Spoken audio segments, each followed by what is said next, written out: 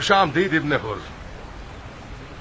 बेशक तुम और तुम्हारे साथी ने जो कारनामे दिखाए हैं उससे मुख्तार की हुकूमत की बुनियादें हिल गई होंगी। आज से तुम बनी जुबैर की हुकूमत के खास सरदारों और मुशीरों में से हो। तुम्हारी शुजाअत और होशियारी एक ऐसी दो रुखी तलवार है जो मुख्तार और उसकी गासिब हुकूमत पर कारी ज़र्ब लगा सकती है। ममनून हूं जनाब मुसब। मेरा नया ख्वाब यह है कि आपके साथ आपके लश्कर में शामिल होकर जालिम कज़्ज़ाब सकफी और उसकी जाबिर हुकूमत की बसात को उलट कर रख दूं। खुदा ने चाहा तो उलट देंगे। ये मेरे छोटे भाई जाफर हैं। इन्हें देखकर खुशी हुई। तुमने देर कर दी, हम तो कल तुम्हारे मुंतजिर थे।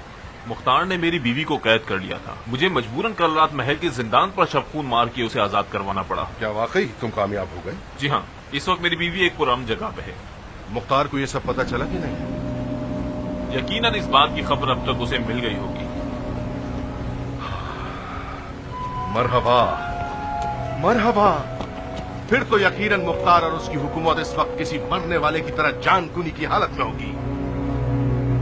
इब्राहिम इब्न मालिक अश्तर नखई की तरफ से फख्र शिया अमीर मुख्तार को दुरूद व सलाम हो आप पर। अम्मा बाद आपका खत मिला और हम उसके मजमून से मुत्तला हुए और ताज्जुब भी हुआ। बज़ाहिर मूसल और शाम की खबरें आपको गलत मौसूल हुई हैं। अब्दुल मलिक इब्न मरवान एक बड़ी फौज के साथ मूसल की जानिब आ रहा है। शामियों ने पिछली शिकस्त को बद्र सानी का नाम दिया है और उसके इंतकाम के लिए खड़े हो गए हैं और अपनी सोच के मुताबिक एक दूसरी उहुद रकम करना चाहते हैं। मूसल, तकरीत और दीगर शहरों के लोग हमारी मदद करने के जुर्म में कत्ल आम और माल व नामूस के लुटने की जद पर हैं और शदीद वहशत ज़दा हो गए हैं। इस वक्त मूसल को छोड़ना वही गलती होगी जो लश्करे खुदा ने जंग उहद में की थी। आप बेहतर जानते हैं कि मूसल को खो देना कयाम की कमर तोड़ देने वाला कदम होगा। बहरहाल आपका हुक्म सर आंखों पर। अमीर की मुदब्बिराना राय के मुंतजिर हैं। वस्सलाम। अच्छा, लश्कर शाम को आसमानी बिजली है जो शाम में कड़केगी तो उसकी आवाज मूसल में सुनाई देगी। अबू मुफलिस, इब्राहिम को लिख भेजो कि क़याम की कमर तोड़ने का जो मसला आज सर पे खड़ा है वो मुसब और बसरे का मसला है। फौरन मूसल को छोड़ दे और बसरा की तरफ दौड़ पड़े। जी अमीर। खत के अंदाजे गुफ्तगू ने बरहम कर दिया। मुझे लगता है कि इब्राहिम मूसल को छोड़ना नहीं चाहता। मुमकिन है मूसल के लोगों की मोहब्बत ने उसे रोक लिया हो और वो उनकी नमक हलाली करना चाहता है। उसके दलाइल सुस्त, राय शुबहा से भरपूर और उसकी नाफरमानी भी दलेराना है। मुझे नहीं लगता कि वो मूसल से वापस आएगा। दिल मैला मत कीजिए। इब्राहिम उससे कहीं ज्यादा अक्लमंद है कि पीठ दिखाना चाहे या खुदा न खास्ता खयानत का इरादा रखता हो। इक़्तिदार के लिबास में धोखा और फरेब बहुत होता है। मैंने एक चीज सीखी है कि हुकूमती मामलात में खयानत से बेखौफ होकर किसी पर भरोसा न करो। इस तरह तो मुझ जैसे लोग भी किसी इल्जाम या बददीनी की जद पर हैं। कामिल, साहिबान इक़्तिदार ज्यादातर खुद ही अपने आप को खंजर मारते हैं। मैं खुद पर रख के मिसाल दे रहा हूं ताकि इस कड़वे सच को मानना तुम्हें बुरा न लगे। अगर कभी तुमने ये सुना कि अमीर मुख्तार ने मुख्तार के साथ खयानत की है तो ताज्जुब न करना। मुझे यकीन नहीं आता अबू इसहाक। अमीर का ज़र्फ शीशे का नहीं है जो टूट जाए। पत्थर से ज्यादा सख्त और हीरे से ज्यादा तेज धार रखता है। मैंने हमेशा अमीर की निगाहों में नफ्स अम्मारा को जलील पाया है। اس کا مطلب ابھی تک تم نے شیطان کو بخوبی نہیں پہچانا دوست. وہ مجھے اقتدار کی لذت کی جانب وسوسہ نہیں کرتا. اسے معلوم ہے کہ میں عدل کا عاشق ہوں. نقاب عدل چہرے پہ ڈال کے امیر مختار کو مختار کے دو بدو کھڑا کر دیتا ہے.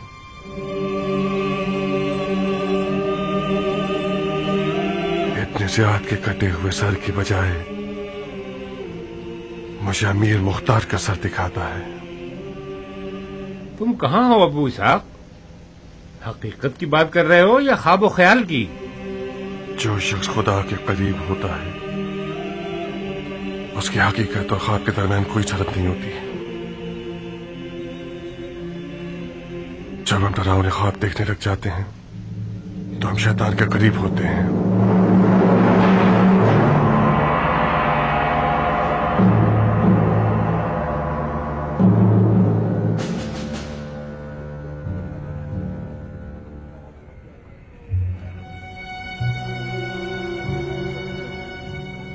اور پھر اس وقت قیام کی حکومت کا شامیوں سے کوئی جھگڑا نہیں ہے. ہمارا شام کی سرحدوں کی طرف لشکر کشی کرنے کا مقصد ابن زیاد تھا جو بلطف خدا اور آپ کی اور خدا کے لشکر کی محنتوں کے باعث واصل جہنم ہو گیا. فی الحال فوری اور حتمی خطرہ بنی زبیر ہیں جنہوں نے مولا کے کچھ قاتلوں کو پناہ دی ہوئی ہے اور قیام کے خلاف سفارائی کر چکے ہیں. ان سے مقابلہ کرنا فوری طور پر ضروری ہے. بہتر ہوگا کہ آپ فوراً بصرہ کے لیے روانہ ہو جائیں.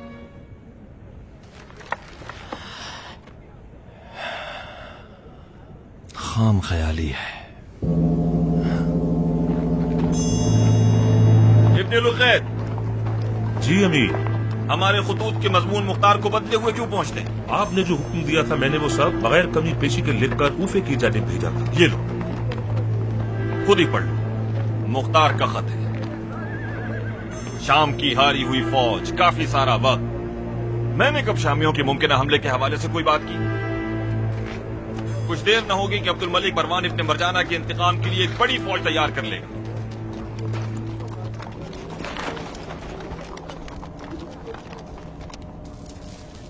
اندر آ جاؤں بھائی. آؤ بیٹھو.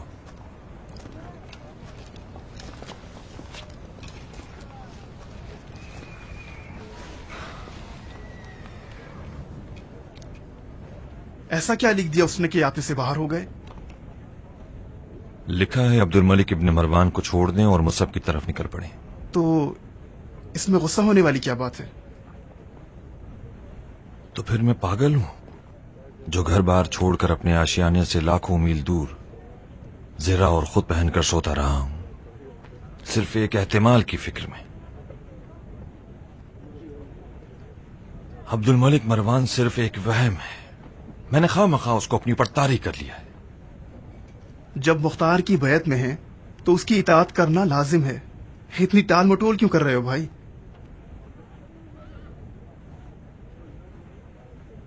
تم میری جگہ ہوتے تو کیا کرتے؟ مختار کو راضی کر کے موصل میں رک جاتا تاکہ مروانیوں کی اینٹ سے اینٹ بجا سکوں. بابا جان کی قبر کی قسم، میں اپنے نظریات کا اظہار کر کے تمہارے اور مختار کے رابطوں کو خراب نہیں کرنا چاہتا، مگر جب تمہیں پریشان دیکھتا ہوں تو مجھ سے رہا نہیں جاتا. تم نے مختار اور اس کے قیام کی کچھ کم خدمت نہیں کی ہے. یہ ناانصافی ہوگی کہ وہ تمہاری رائے نہ سنے. تم نے مختار اور اس کے قیام کی کچھ کم خدمت نہیں کی ہے. یہ ناانصافی ہوگی کہ وہ تمہاری رائے نہ سنے.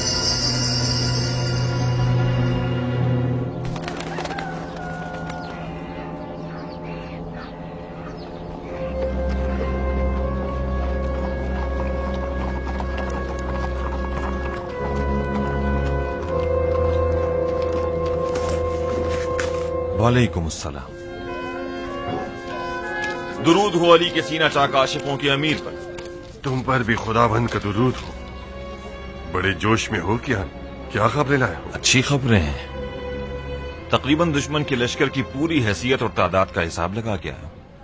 میں آپ کو دشمن کی فوج کی بالکل صحیح تعداد کو گنتی سے اور ان کے کھانے کی اشیاء کو رائی کے دانے کے حساب سے اور ان کے گھوڑوں اور گدھوں کی اور اونٹوں کی تعداد کو اور ان کی تلواروں، ڈھالوں اور زروں کی ایک ایک کر کے تعداد بتا سکتا ہوں۔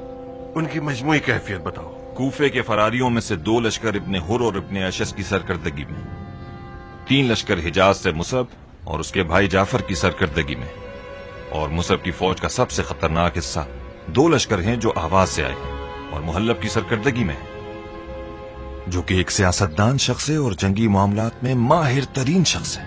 محلب، نام تو کافی مشہور ہے اس کا، اور نہایت ہیلا گر بھی۔ دراصل محلب میدان کے پیچھے کا شخص ہے، درمیانی حصے کا نہیں۔ وہ سامنے والے رقیب کو کمزور اور ناتواں کرنے میں عجیب سی مہارت رکھتا ہے۔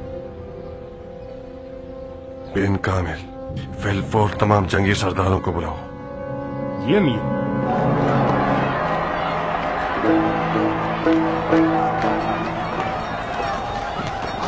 کسی کے گھر میں چھپا رکھیے تاکہ کل سونے کی قیمت میں بیچ سکو۔ تم لوگوں کو جنگ کی بھوک کیا آ گئی؟ تم نے لوگوں کا اچھا خاصا حصہ چھپا رکھا ہے تاکہ وقت آنے پر لوگوں کو لوٹ سکو۔ جسے تم خمس و زکات دیتے ہو اس سے گندم مانگو۔ سارا فساد میری وجہ سے ہے یا کسی اور کی وجہ سے؟ اے لوگوں، یہ لوگ پتھر دل ہیں، ان کے ضمیر مر چکے ہیں۔ قحط پڑ گیا ہے کیونکہ جنگ ہونے والی ہے۔ ان بیچاروں کا کیا قصور ہے؟ جاؤ اپنا رزق ان لوگوں سے مانگو جنہیں جنگ کی بھوک لگی ہوئی ہے۔ منافق اور منافقت پر لعنت ہے۔ منافق ہوگے تم اور تمہاری 7 پشتیں۔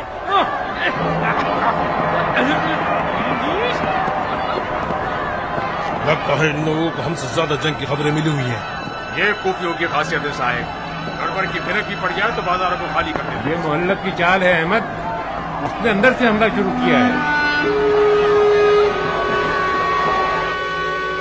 افسوسناک خبر یہ ہے کہ محلب نے جنگ کا پہلا تیر کوفے کی جانب مار دیا ہے۔ بد نصیبی سے وہ کوفے کے لوگوں کے دلوں پہ جا لگا ہے۔ جنگ اور قحط سالے کے ڈر سے کوفے والے گویا ٹڈیوں کی طرح بازاروں پر ٹوٹ پڑے ہیں۔ کچھ بعید نہیں کہ کل کو پیاز، شلجم، چقندر اور کدو بھی ناپید ہو جائیں گے اور ان کی قیمت بھی 10 گنا بڑھ جائے گی، اور لالچی دکانداروں نے بھی جتنی بھی ان کے پاس بے حد و بے حساب چیزیں ہیں انہیں نایاب ظاہر کرتے ہیں۔ اگر ان کا دشمن سے رابطہ ہو جیسا کہ بعض کا ہے بھی تو قیامت ہوگی۔ لوگوں کی دال روٹی کو اپنے باپ کے خون بہا کی قیمت پر بیچ رہے ہیں۔ میرے خیال سے مصعب کے لشکر کے خلاف کوئی بھی قدم اٹھانے سے پہلے ہمیں کوفے کی آشفتگی کو سنبھالنا ہوگا۔ مطلب کیا کرے؟ ان لالچی تاجروں اور دکانداروں کا آخر کیا کیا جائے؟ اگر چند افراد کو سزا دے دیں تو باقی فوراً سیدھے ہو جائیں گے۔ جنگ کے باعث پڑ جانے والی قحط سالی کا خوف دشمن کی چال ہے تاکہ ہمیں کوفے کے اندر ہی مصروف کر دے۔ اگر ہم ان لالچی تاجروں اور دکانداروں سے نمٹنے میں ہی مصروف ہو جائیں تو دشمن موقع سے فائدہ اٹھا کر کوفے کے دروازے تک آ جائے گا اور جنگ کو شہر کے اندر تک لے آئے گا۔ میں یہ نہیں کہہ رہا کہ ہم دشمن کو اتنی مہلت دے دیں کہ وہ شہر کے دروازے تک آ جائے۔ لوگوں کا قحط سالی سے ڈر اور کھانے پینے کی قلت سے نمٹنا مقدمہ جنگ ہی ہے۔ جب تک ہم اس رکاوٹ کو ختم نہیں کریں گے تب تک جنگ کے اچھے انجام کی فکر بھی غلط ہوگی۔ ایسے برہم حالات میں کوئی بعید نہیں کہ ہم فوج کے کھانے پینے کے انتظام سے بھی قاصر رہ جائیں۔ کوئی شک نہیں کہ اس مسئلے کا حل ضروری ہے۔ یہ سپاہیوں اور ناظم شہر کی ذمہ داری ہے کہ اس فتنے کو ختم کر ڈالیں۔ سپاہیوں کا محکمہ اکیلے یہ کام نہیں کر سکتا، خفیہ سپاہیوں کو بھی شامل ہونا پڑے گا۔ ناظم شہر حق بجانب ہے اسماعیل۔ جو کچھ میں نے آج خود کوفیوں کے اندر دیکھا ہے، کچھ بعید نہیں کہ کل یہ لوگ ایک دوسرے کے گوشت کو نوچ لیں۔ یہ سازش بہت گہری اور سوچی سمجھی ہوئی ہے۔ مجھے تو لگتا ہے کہ دشمن ہم سے روبرو ہونے سے خوف زدہ ہیں، لہذا وہ کوفے کے اندرونی آشوب اور طوفان پر امید لگائے بیٹھا ہے۔ ابن حر کی پچھلی ہنگامہ آرائی نے بھی یہ واضح کر دیا ہے کہ مصعب اور اس کا مکار مشیر محلب ہمیں کوفے کے اندر ہی مفلوج بنا دینا چاہتا ہے۔ یہ احتمالی بات نہیں ہے صاحب، یقیناً ایسا ہی ہے۔ زبیر کے بیٹے میدان جنگ میں خدا کی فوجوں کا سامنا کرنے سے ڈرتے ہیں۔ یہ تو طے ہے کہ انہیں ہمارے جنگی انداز کی خبر ہے اور یہ معلوم ہے کہ ہمارے لڑنے کی قوت 10 پر 1 کی ہے۔ ہمارا شامیوں کے اتنے بڑے ڈھیروں ڈھیر لشکر پر اور جدلی کا بغیر اسلحے کے مکے میں غلبہ پا جانا اس بات کی تائید کرتا ہے کہ آل زبیر ہم سے لڑنے سے خوف کھاتے ہیں۔ لہذا وہ لوگ ہیلوں اور مکاریوں کا دامن تھام رہے ہیں.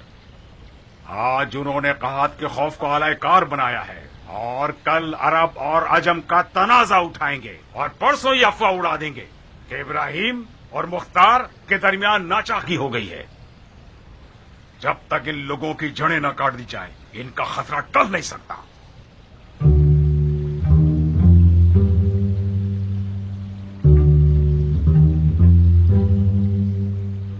آپ لوگوں میں سے ہر ایک کی رائے اپنی جگہ پر معقول اور قابل قبول ہے. میں بن شمید کی رائے سے متفق ہوں. خدا نے دشمن کے دل میں ہمارا روب بٹھا دیا ہے. یہ ایک بڑی نعمت ہے. زبیر کا منحوس بیٹا کوفے کو مسلم علاقوں کی دلہن شمار کر چکا ہے اور اس سے نکاح کرنا چاہتا ہے اور اس کا خطبہ نکاح وہ پہلے ہی پڑھ چکا. خدا نے چاہا تو اس کی شادی کو عزا میں بدل کے رکھ دیں گے. بن شمید، بن کامل اور کیان، تم لوگوں کا کام یہ ہے کہ فوج کو نخیلا کی طرف نکلنے کی خبر سنا دو اور اپنے آپ کو بھی سفر کے لیے تیار کر لو. بن شمید فوج کا سپہ سالار ہے. اس کا حکم ماننا سب کے لیے لازم ہے. اور میں صاحب اسماعیل اور عبد الرحمان کے ساتھ مل کر کوفے کی حالت کو درست کرنے کی کوشش کرتا ہوں.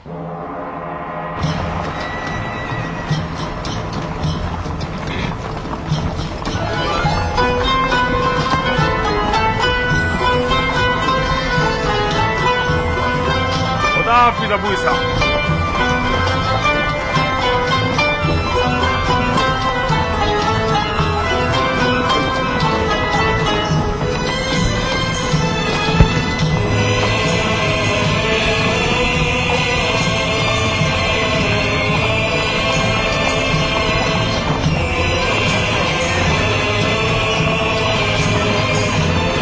حافظ ابو اسحاق.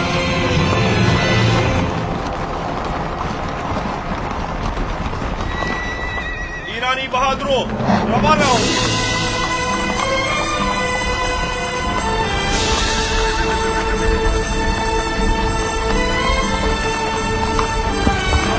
خدا حافظ.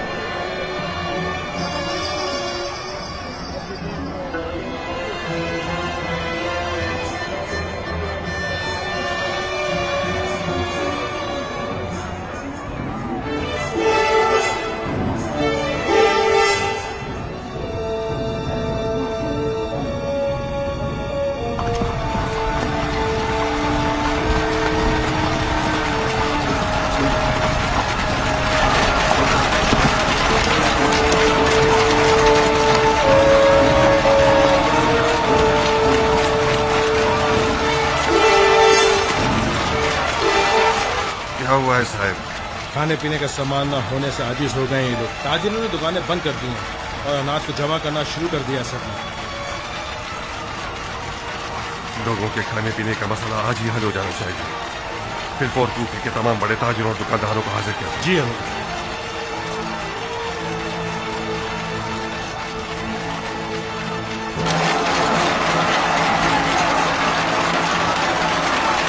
یہ تمام افراد کوفے کے سب سے بڑے اور نامور تاجر حضرات ہیں اور عوام کے کھانے پینے کے سامان کی نبض ان کے ہاتھ میں ہے. تمام شہر کے ساز و سامان اور اناج وغیرہ کی قیمتوں کے اتار چڑھاؤ اور مال کی کمی بیشی ان لوگوں کے ارادے کے تحت ہوتی ہے. ساز و سامان اور اناج کی کمی، قحط سالی اور مہنگائی وغیرہ جو کہ جھوٹ اور غلط ہے، وہ بھی ان پرخوف و خطر دنوں میں ایک ظالمانہ اور غیر منصفانہ بحران ہے. قانون اور عدالت ان حضرات سے مبین جواب مانگتا ہے. ویل للمطففین. کیا اس آیت کی تلاوت کا نشانہ ہم لوگ ہیں؟ ہاں، آپ لوگ ہی ہیں۔ کیا قرآن کے حکم سے غافل تھے آپ لوگ؟ اس کھلے عذاب سے خوف نہیں کھایا آپ لوگوں نے، جس کا اللہ نے کم فروشی کرنے والوں کے بارے میں کہا ہے؟ میں آپ سے پوچھتا ہوں، جن لوگوں نے مولا حسین پر پانی بند کیا تھا ان لوگوں میں اور ان میں کیا فرق ہے جو رائے حسین کے مجاہدوں سے اناج اور کھانے کی اشیاء کو روکتے خدا ہیں؟ کی لعنت ہے کم یا مہنگا بیچنے والوں پر۔ امیر نے حکم دیا کہ ہم آئیں اور موجودہ مہنگائی اور مال کی کمی پر سر جوڑ کر بیٹھیں اور حل نکالیں۔ آپ کے خطاب سے یہ نظر آ رہا ہے کہ ہم لوگ ہی ملزم ہیں۔ آپ کو نہیں لگتا کہ کوئی غلط فہمی ہوئی ہے؟ آپ لوگ جانے یا انجانے میں دشمن کا ساتھ دے رہے ہیں اور اس کی کھیتی باڑی کی آبپاشی کر رہے ہیں۔ اس حکومت نے آپ کا کیا بگاڑا ہے، بلکہ مالی حساب و کتاب میں آپ کے مفادات کا ہی لحاظ کیا ہے۔ کیا یہ طے نہیں پایا تھا کہ حکومت کا ہمیشہ ساتھ ہی دیں گے، نہ کہ اس کی جڑوں کو کاٹ ڈالیں؟ جڑ کاٹنے والوں کے ہاتھ کٹ جائیں، ایسی کون سی غلطی ہو گئی ہم سے؟ یہ موجودہ آشفتہ حالی اور بازاروں کا بند ہو جانا اور مہنگائی آخر کیا ہے؟ ہمارے کیا قصور ہے جناب عبیدہ؟ جنگ کی کیس سالی کا ڈر اور لوگوں کے حوث سے خرید مال کم پڑ جانے کی اصل وجہ ہے۔ جب لوگ اپنی روزانہ ماہانہ ضرورت سے بھی زیادہ خریداری کر لیں تو گودام خالی ہو جاتے ہیں اور دکانیں بند ہو جاتی ہیں۔ جب مال نہیں ہوتا تو دکاندار اپنی دکانیں بند کر دیتا ہے تاکہ کم گالیاں سنے۔ مال کیوں نہیں ہے؟ کیا اناج کو کیڑے کھا گئے؟ اس سے بھی بدتر ہے جناب عبیدہ، چند دنوں سے لوگ درندوں کی طرح ہر چیز پر لپک رہے ہیں۔ مجھ ناچیز کا گودام بھی دالوں سے بھرا ہوا تھا جو تقریباً 1 سال تک چل سکتا تھا، جس میں کیڑے پڑ جانے کا خطرہ تھا۔ آپ یقین کیجئے پچھلے 2-3 دنوں کے اندر میری دکان ہتھیلی کی طرح بالکل صاف ہو گئی ہے۔ کوفے کا بازار عربوں کی تجارت کا سب سے بڑا مرکز رہا ہے۔ اس کے گوداموں کا ذخیرہ کم سے کم 3-4 سال کی قحط سالی سے نمٹ سکتا ہے۔ باوسو خبروں کے تحت اب تک جو بھی سامان بکا ہے وہ صرف کچھ ہلکی قیمت والی ہلکی نوعیت کی چیزیں تھی۔ یہ بات واضح ہے کہ بازاروں کی موجودہ پرآشوب حالت دشمن کا ہی ایک فتنہ ہے تاکہ حکومت کے گھٹنے ٹیکے جا سکے۔ عدالت کے معزز اراکین، میرے پاس کچھ ایسے ثبوت موجود ہیں کہ انہی ہزار میں سے بعض افراد کچھ اجنبی اور مشکوک خریداروں کے ساتھ لین دین رکھتے ہیں۔ ان اجنبی اور مشکوک افراد نے سارے گوداموں کے مال کو ایک ساتھ خریدا ہے تاکہ کوفے سے باہر لے جا سکیں۔ ان کا خریدا ہوا بیشتر مال آٹا، گندم اور جو تھا۔ افسوس کی بات یہ ہے کہ گندم کے 2-3 بڑے بڑے ڈھیر کوفے سے باہر لے جائے گئے ہیں۔ 2 ہی باتیں ہو سکتی ہیں، یا تو یہ اجنبی خریدار حضرات دشمن کے آدمی ہیں اور اپنے لشکر کے کھانے پینے کا سامان لے جا رہے ہیں، یا پھر ان حضرات نے دشمن کے ساتھ کوئی سودا کر لیا ہے اور اپنی ہی فوجوں کو چوٹ پہنچانے کا ارادہ رکھتے ہیں۔ جب ہم اپنی فوج کو اشیاء خوردنوش مہیا نہ کر پائیں گے تو ہم پہلے ہی جنگ ہار چکے ہیں۔ جس فوج کو کھانا میسر نہیں اس فوج میں لڑنے کی کہاں طاقت رہے گی؟ ان تمام حضرات کے نام اور ان کے معاملات کی کیفیت تفصیل کے ساتھ موجود ہے۔ اگر مصلحت جانے تو حاضر کر دوں گا۔ ہم تاجر ہیں جناب صاحب، ہمارا کام خرید و فروخت ہے۔ جب ایک اچھا خریدار مل جائے اور مال کی اچھی قیمت ادا کرے تو یہ تجارت کا قانون ہے کہ معاملہ طے ہو جانا چاہیے، یہ نہیں کہ خرید و فروخت روک دیں۔ یہ گناہ سے بھی بدتر عذر ہے۔ کیا آپ لوگ بہرے تھے جو جنگ کے نقاروں کی آواز نہیں سن پائے؟ تجارت کے قاعدے قانون ہوتے ہیں، قبول کیا، مگر انصاف اور مروت کا قانون کہاں گیا؟ کیا تم مسلمان نہیں ہو؟ کیا یہ ٹھیک ہے کہ اپنے منافع کے لیے اپنے آپ پر اور لوگوں پر ظلم کرو؟ بے شک انسان غلطی کا پتلا ہے اور تاجر حضرات ذاتی طور پر مفاد پرست ہوتے ہیں۔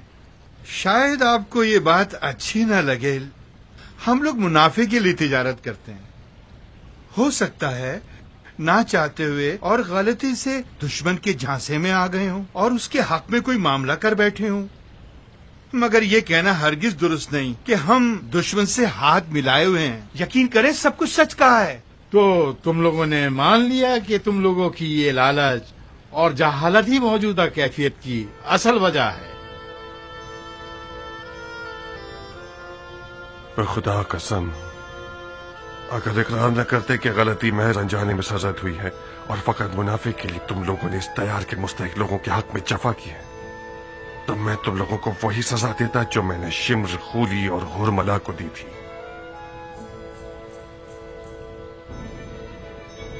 صاحب، ان حضرات کے گوداموں کا تمام تر موجودہ مال لکھ کر ضبط کر لیا جائے۔ آج سے لوگوں کی ضروریات کو گوداموں میں جمع کرنا جرم ہے، اور اب ایک بوری بھی کوفے سے باہر نہیں جائے گی۔ کچھ موجودہ مال بازاروں کی طرف بھیج دو تاکہ قیمتیں بدل جائیں۔ عبد الرحمن، تم بھی اسماعیل کے ساتھ کوفے کے ہر گھر کی اصل ضرورت کو معین کر کے انہیں حوالہ دو گے تاکہ اس کے مطابق خریداری کریں، اور ہاں، ضرورت سے زیادہ خریدنا بھی جرم شمار کیا جائے گا، اور مجرموں کو شدید ترین سزا سنائی جائے گی۔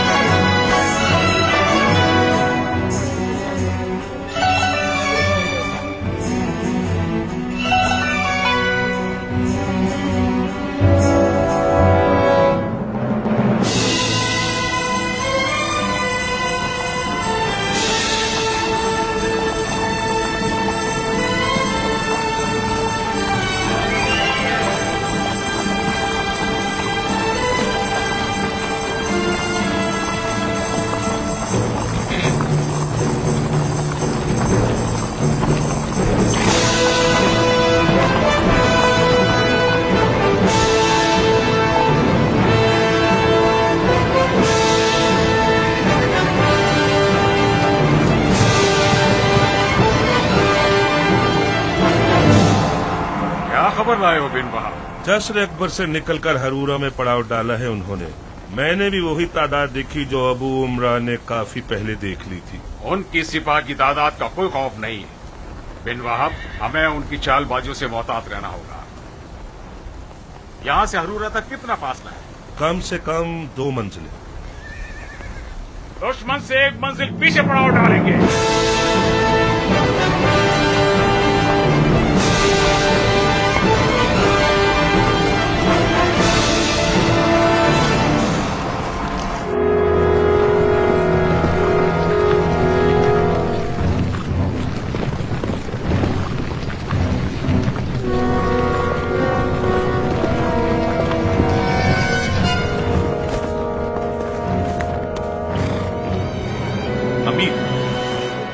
کی فوج ہرورا میں پڑاؤ ڈال کر اپنی اردوگاہ کو ترتیب دینے میں مصروف ہے۔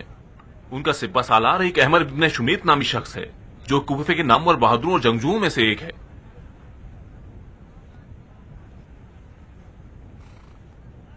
احمر تمام تر عربوں کی شمالی جنگوں میں شامیوں کے خلاف اشتر کے بیٹے کے ساتھ تھا اور تدبیر اور لشکر کی آرائش اور میدانداری میں ہر طرح سے حریف اور ماہر ہے۔ بن شمیت، یہ نام سنا ہوا ہے۔ تمہارے خیال سے ان کے لشکر کی تعداد اندازن کتنی ہوگی؟ جو تعداد میں نے دیکھی ہے کم و بیش 20,000 افراد ہیں۔ 20,000؟ کیا میں نے ٹھیک سنا ہے؟ جی امیر، اس سے زیادہ نہ ہو تو اس سے کم بھی نہیں ہوگی۔ اس کا مطلب ہمارے جاسوسوں اور مخبروں نے اب تک ہم سے جھوٹ بولا ہے۔ نظریں زمین پہ کیوں گاڑ لی؟ کیا کوئی غلط بات کی ہے میں نے؟ چلو جناب بن حجاج، جناب بن اشس، تم لوگ جو مختار کے خوف سے کوفے کو چھوڑ آئے اور یہ دعویٰ کرتے ہو کوفے اور کوفیوں کو اپنی ہتھیلی کی طرح جانتے ہو، کیسے اس قدر غلط فیصلہ کر گئے اپنے اندازوں میں؟ تم لوگوں کا تو یہ کہنا تھا کہ مختار اگر بہت زیادہ بھی زور لگائے تو صرف 10,000 بہادروں کو کرائے پہ لے کر ہماری جانب روانہ کر سکتا ہے۔ یا تو تم لوگ کوفیوں کو اچھی طرح سے نہیں پہچانتے یا تمہارے جاسوسوں نے خیانت کی ہے۔ اگر اس کے علاوہ کچھ ہے تو بتائیے تاکہ ہم بھی باخبر ہو جائیں۔ یہ مختار قذاب کوئی جادوگر لگتا ہے۔ مجھے پکی خبریں ملی ہیں کہ کوفیوں کی اکثریت مختار کے خلاف ہیں۔ اس کا مطلب تو یہ ہوا وہ 10,000 جنگجو کوفے کی ماؤں کی اولاد نہیں ہے۔ مختار نے کوئی ورد پڑا اور 10,000 جنات کا لشکر حاصل ہو گیا اور انہیں بن شمید کے ساتھ ہم سے لڑنے کے لیے بھیج دیا، صحیح ہے نا؟ کیا کہہ سکتا ہوں امیر، مختار عوام کو دھوکہ دینے میں عجیب سی مہارت رکھتا ہے۔ جب ہم نے ہنگامہ آرائی کی تھی تو افواہ اڑا دی گئی تھی کہ ملائکہ ان کی مدد کے لیے آ گئے ہیں، اور احمق لوگوں نے یقین بھی کر لیا۔ آپ پریشان کیوں ہیں امیر؟ بالفرض یہ مان لیتے ہیں کہ جناب ابن حر نے فوج کی صحیح گنتی کی ہے اور فردن گنا ہے جس میں غلطی کا کوئی امکان نہیں۔ ہماری فوج ان کی دگنی تیگنی تعداد میں ہے، ہمیں ان سے ڈرنے کی کوئی ضرورت نہیں ہے۔ میری پریشانی مختار کی فوج کی تعداد کے سبب نہیں ہے بن حجاج، میری پریشانی یہ ہے کہ ہمارے اتنے دشمن کے بارے میں جو معلومات ہیں وہ غلط کیوں ہیں۔ اگر ہم ان غلط خبروں پر بھروسہ کر کے دشمن سے مقابلے پر جائیں تو ہار بھی سکتے ہیں۔ امیر نے ہماری کمزوری اور دشمن کی طاقت کا خوب اندازہ لگایا ہے، ہم ان کے صحیح سوال کا بغیر ناپ تول کے کیوں جواب دینا چاہتے ہیں؟ میں آپ سے کچھ گزارش کرنا چاہتا ہوں امیر۔ مختار کے لشکر کے زیادہ تر لوگ عرب نہیں عجم ہیں۔ میں جناب بن اشس کی رائے سے متفق ہوں، کوفے کے عرب اور شریف زادوں کو مختار اور اس کی حکومت کچھ زیادہ پسند نہیں ہے، حتیٰ کہ حکومت کے افراد میں ایسے بہت سے لوگ ہیں جو جبرن مختار اور اس کی حکومت کی حمایت کرتے ہیں۔ یہ نہ ہوتا تو میں کبھی صرف چند افراد کے ساتھ مختار کی جڑوں تک نفوذ کر کے اپنی بیوی کو بھگا نہیں پاتا۔ ابن حر، یہ کوئی نئی بات نہیں ہمارے لیے۔ ہم سب جانتے ہیں کہ عجم حضرات مختار کے فدائیوں کی بڑی تعداد میں ہیں اور اپنی جان کے سودے پر اس کی حمایت کرتے ہیں۔ میں نے بارہا یہ سنا ہے کہ مختار کے لشکر میں زبان عرب بالکل اجنبی سی ہے۔ ہاں بالکل حق بجانب ہیں۔ خصلت مختار یہ ہے کہ اپنے ہیلوں سے اپنے حریف کو تشویش میں ڈال دے۔ میری رائے یہ ہے کہ امیر کے پاس مختار سے مقابلہ کرنے کے لیے زیادہ محکم موقف موجود ہے۔ جناب محلب مختار کے سحر و جادو توڑنے میں اور جنگی مشکل گرہوں کو کھولنے میں یکتائے زمانہ ہے۔ بہتر یہ ہوگا کہ ان جیسے کے ہوتے ہوئے امیر غصہ نہ کرے تاکہ تمام سپاہی بھرپور انداز میں میدان میں اتر سکے۔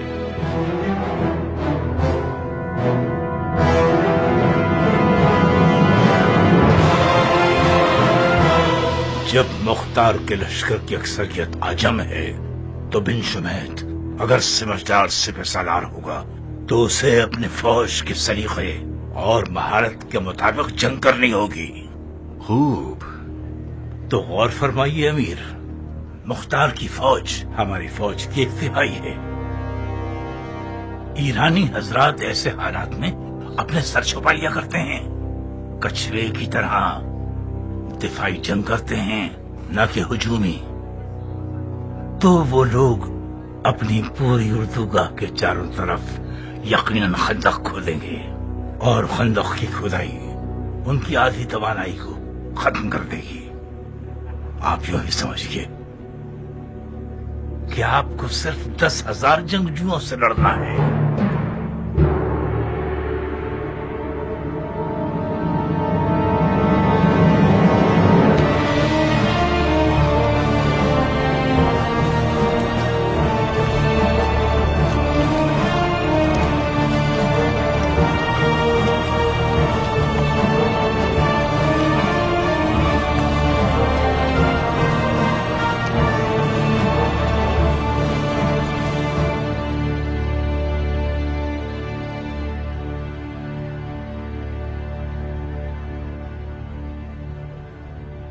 ہم حاضر ہیں. توجہ کیجیے، دشمن کے لشکر کی کثرت اور ہمارے لشکر کی قلت کے زیر نظر اپنی اردو گاہ کے چاروں طرف ہمیں جنگ احزاب کی طرح خندق کھودنا ہوگی تاکہ ہر لحاظ سے محفوظ رہے. یہ رائے بری نہیں ہے. تمہاری کیا رائے ابو عمرہ؟ چاہے جو بھی ہو، خندق کی کھدائی ایک جنگی حربہ ہے جو ایرانیوں سے مخصوص ہے. میرے خیال سے جناب بن وہب مذاق کر رہے ہیں. میں ذاتی طور پر مزاحیہ مزاج رکھتا ہوں، مگر خندق کھودنے کے سلسلے میں مذاق نہیں کیا میں نے، کیونکہ مجھے یقین ہے کہ ہم خندق کھود کے دشمن کو ناکام بنا دیں گے. خندق کی کھدائی، وہ بھی اس پتھریلے بیابان میں؟ یہ تو خلاف مصلحت ہے. جناب ابو عمرہ، کیا آپ کے پاس اس مخالفت کے لیے کوئی دلیل بھی ہے؟ ایک تو یہ کہ خندق کھودنا ایک شہری دفاع کا طریقہ ہے. جس بیابان میں دشمن میدان جنگ کو لمحہ بلمحہ بدل سکتا ہے، خندق کی کھدائی ایک بیہودہ شے ہے.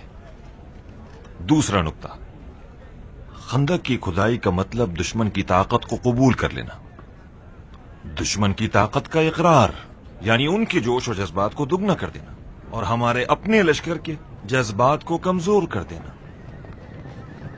تیسرا نقطہ، خندق کی کھدائی یعنی دفاعی طور پر سر چھپا لینا، جبکہ ہم دشمن پر ہجوم کرنے آئے ہیں. چوتھا نقطہ، خندق کی کھدائی فوج کی توانائی کو ضائع کر دے گا، لشکر تھک جائے گا، تھکی ہوئی فوج کی جنگی توانائی کم ہو جاتی ہے. پانچواں نقطہ، کافی ہے ابو عمرہ، میں نے اور میری 7 پشتوں نے ہار مان لی. بھائیو، مجھے لگتا ہے ابو عمرہ کے دلائل معقول اور جاندار ہیں. ابن وہب، اپنے جاسوسوں سے کہو دشمن کی تمام تر حرکات کو ہو بہو بتائیں. خدا نے چاہا تو ہم ہرورہ کو دشمن کا قبرستان بنا دیں گے.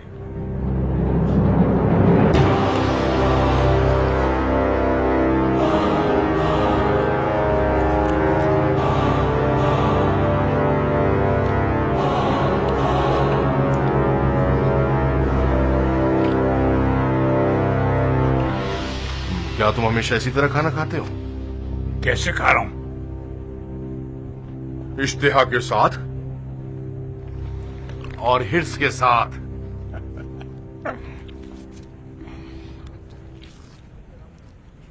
ایک جنگجو کے لیے کھانا بالکل ایسا ہے جیسے شیر کے لیے شکار. اس پر حملہ کرنا پڑتا ہے.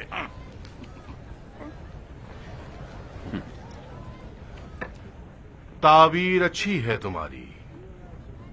تو پھر ہم جو اطمینان سے کھانا کھاتے ہیں جنگجو نہیں کہلائیں گے؟ ہر کام کے لیے الگ فلسفہ ہوتا ہے. جنگ کے وقت پر شجاعت، نماز کے وقت پر اطاعت، قضاوت کے وقت پر انصاف، امیری کے وقت درایت، کھانے کے وقت شقاوت اور سونے کے وقت رہنے دو. تو پھر ہمیں بھی سکھا دو کنجوس. دیکھ کے خود سیکھ لو بندے خدا. کسی نے تمہارے ہاتھ پاؤں تو نہیں باندھے؟ آنکھیں دیکھنے والی، کان سننے والے، زبان بولنے والی، عمر بھی کمال کی ہے اور عقل بے حساب ہے ماشاءاللہ. ज़ाहिर नसीब तुम्हारे। काश तुम्हारे ये फलसफे हमारे लिए भी काबिल कबूल होते। क्यों न हो जाने दिल, बताइए। सबसे बड़ी बुराई मुख्तार है मुअल्लब। मुख्तार से मुकाबला करने की फिक्र ने हमारा खाना पीना और नींद हराम कर दी है। अब तो नमाज में भी ज्यादा शक करने लगा हूं। तो इसीलिए जमात पढ़ाना छोड़ के फरादा नमाजें पढ़ते हो? क्या करूं,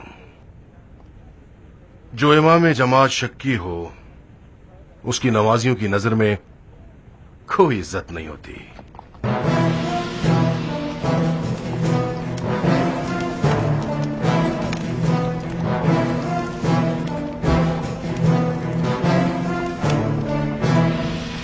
क्या ताजा खबरें लाए हो ए बनी जुबैर की तेज नजरों वाले औकाब? अमनो अमान है शहजादे। मुख्तार के बेलचों और कुल्हाड़ियों की क्या खैर खबर? बेलचों और कुल्हाड़ियों की जरूरत नहीं है। सब लोग अपनी तलवारों को सैकल कर रहे हैं। सच कह रहे हो?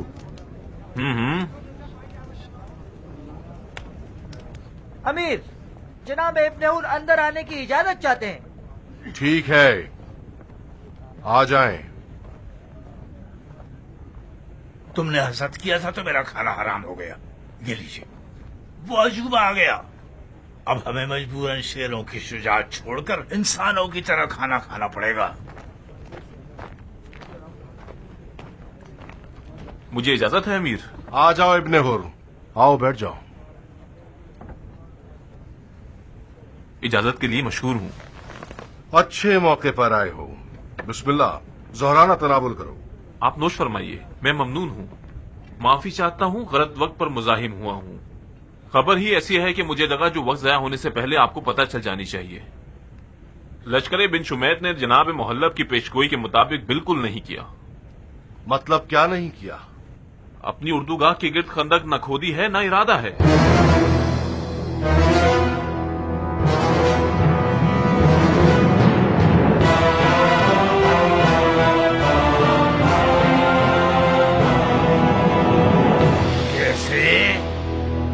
बज़ाहिर बिन शुमैत खंदक की खुदाई पर माइल था, मगर कैसाने अबू उमरा ने उसकी राय ठुकरा दी। क्या अबू उमरा भी बिन शुमैत के साथ आया है? जी हाँ, आया है।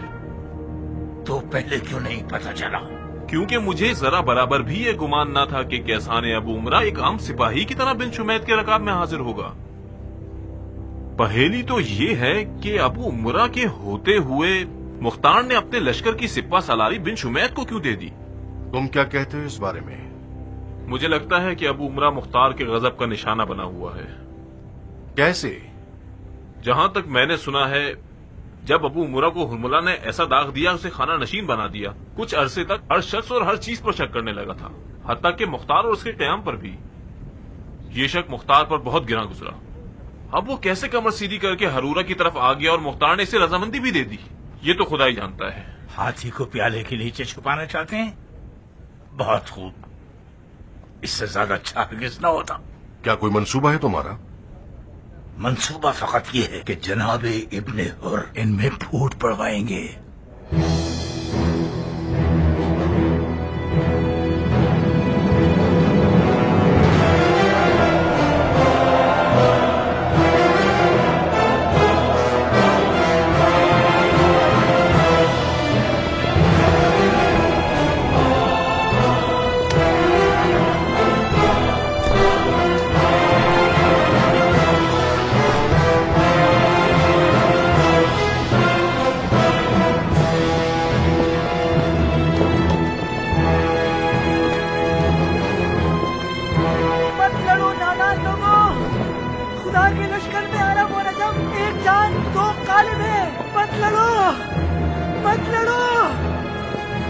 मुझे मारो, मुझे पत्थर मारो।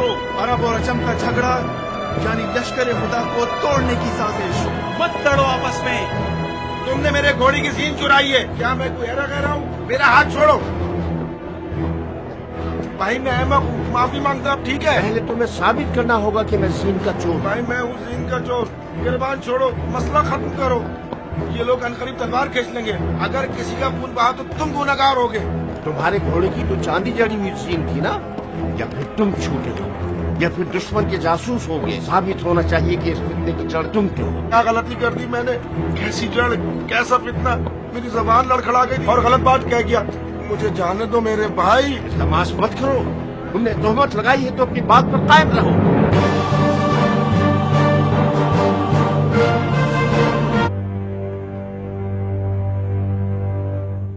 مرحبا عرب. عجم پر درود. کیا امانتداری دکھائی ہے؟ کیا یہی تھا اپنے عادل امیر کی اطاعت کا طریقہ جس سے آپ نے اپنے مظلوم امام کے خون کے قصاص کے لیے بیعت کی تھی؟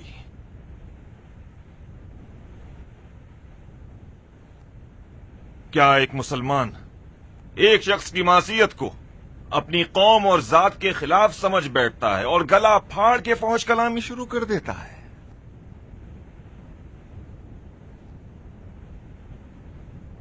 تم لوگوں کو کیا ہو گیا تھا جو اپنے غصے کو لگام نہ دی؟ کیا تم نے سنا؟ ان لوگوں نے عجم کی توہین کی ہے. کیوں نہیں، میں نے بھی سنا. جو عجم چور ہوگا اسے چلے جانا چاہیے، اور جھوٹا عرب دیوار پہ دے مارنے کے ہی کام آ سکتا ہے. کیا یہ سب توہین ہے؟ یہ تہمت ہے کیان، ایک غلط تہمت. ہاں تہمت ہے. تو کیا جھوٹی تہمت پر فوراً تلوار اٹھا لینی چاہیے یا اسے عدالت میں لے جانا چاہیے؟ تو کیا تم لوگ قاضی القضاء تھے جو ایک غیر ثابت شدہ تہمت پر خود ہی حکم لگا بیٹھے اور سزا بھی دے دی؟ یہ شیطان کا کام ہے بومرا. ایک چشمے زدن میں شیطان نے اس قوم کے ایمان کو اپنے جھاڑو سے سمیٹ لیا اور لے گیا. ان کی عربی غیرت کی رگیں پھول گئی کہ عنقریب ان کا دم گھٹنے والا تھا. میں ان لوگوں کی بد کلامی کی خاطر شرمندہ ہوں. تمہارا دشمن شرمندہ ہو سردار. جو شخص عربوں کی ایک جاہلانہ خصلت کے خلاف کھڑا ہے وہ تو سر بلند ہے نہ کہ شرمسار. مجھے تو تعجب ہے کہ متعصب عرب اور عجم خدا کے لشکر میں کیا کر رہے ہیں. قوم پرست انسان شیطان کا سپاہی ہے. میری مدد کرو بہادر کیان. مجھے اتنی شدت سے دبوچ رہا ہے کہ میری ہڈیاں توڑ دے گا. چھوڑ دو اسے کامل. یہ بھاگ جائے گا گیان. اب بھاگنے کا وقت نہیں بچا اس کے پاس. چھوڑ دو.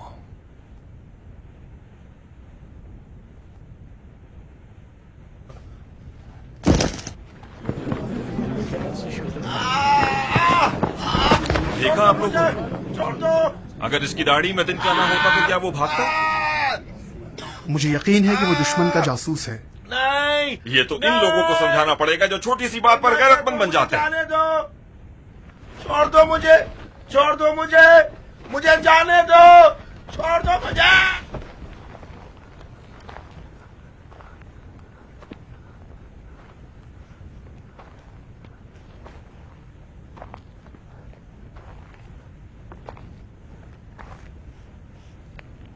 کس قبیلے سے ہو؟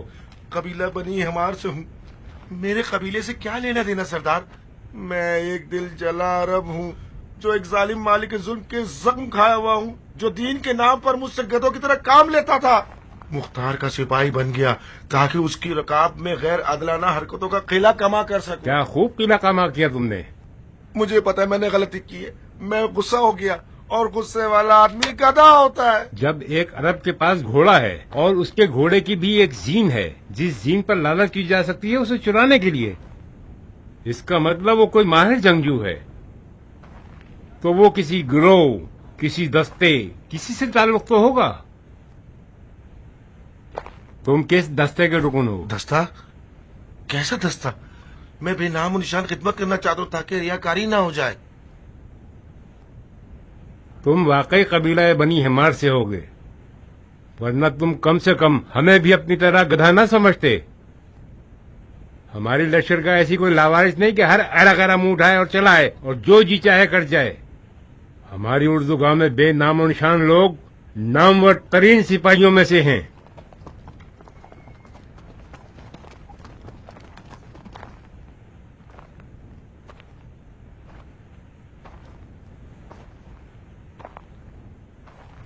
क्या तुम लोगों में कोई ऐसा है जो इस मशकूक अरब को जानता हो?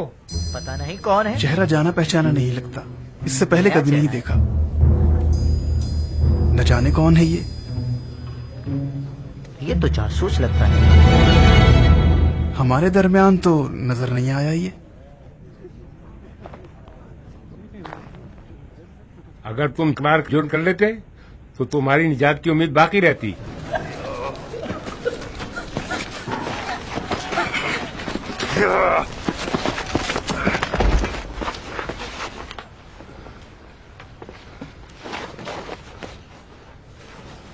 क्या बात है? गूंगा हो गया है क्या? अब बोलते क्यों नहीं? ये क्या काम था तुम्हारा? बोलो। बताता हूँ, बस मुझे डराइए मत और मारिए नहीं। मुझे डराए तो मैं हकलाने लग जाऊंगा। अमीर अमीर अमीर। ठीक है, इसे कोई भी कुछ न कहेगा। तुम्हारा क्या इरादा था और क्यों? मैं झालत की सरदार चंद बेहैसियत सिक्कों की लालच में बिक गया था। मैं उस मनूज इब्ने हुर ने मुझे दरबदर कर दिया। ये तय पाया था कि उसके सिपाहियों के साथ आपके सिपाही को लिबास पहन ले और आपके उर्दूगाह में दाखिल हो जाए और अरब अजम को एक दूसरे का दुश्मन बना दे। अच्छा, और कहाँ तक कामयाब हुए? अजम पर चोरी का इल्जाम लगाया, उनके लहू ने जोश मारा, एक बड़ा झगड़ा शुरू हो गया और अरब हमारे साथ मिल गया और हमने ये नारा लगाना शुरू कर दिया, अजम तो झूठा है, दफा हो जा। अजम तो चोर है, दफा हो जा। अन करीब अरब और अजम एक दूसरे को काट देने वाले थे कि जनाबे किसान अबू उमरा वहाँ पहुँच गए और अजमों के गुस्से की आग को ठंडा कर दिया। तुम्हारे बाकी साथियों का क्या हुआ? मेरे बाकी साथी तो भाग निकले। आखिर तुम कैसे भाग न सके? भला लंगड़ा शख्स भी कभी भाग पाया सरदार? अगर मेरे पास भागने को पाँव सही और अकले सलीम होते तो मैं इब्ने हुर के जाल में कभी ना फंसता। लगता है कि जुबैर के बेटे ने अपनी फौज के सिपाहियों से उम्मीद कता कर ली है। शायद इसीलिए वो इन औरतों वाली चालों पर तकिया कर रहा है। उसे ये साबित कर दूंगा कि इस मैदान में भी उसकी चाल नाकाम हो गई है। इसकी आंख, कान और नाक नोच लो और दुश्मन की उर्दूगाह की तरफ रवाना कर दो। रहम कीजिए सरदार, रहम कीजिए। आप खुदा से ज्यादा नजदीक तर हैं सरदार, रहम कीजिए। मेरे पीछे बाल बच्चे भी मौजूद हैं सरदार। मैंने रहम खाया है, तुम्हारी जान बख्श दी मालूम। बिन कामिल हुक्म की फौरन तामील की जाए। सरदार मेरे बाल बच्चे क्या करेंगे? सरदार मुझे माफ कर दो, मुझे माफ कर दो।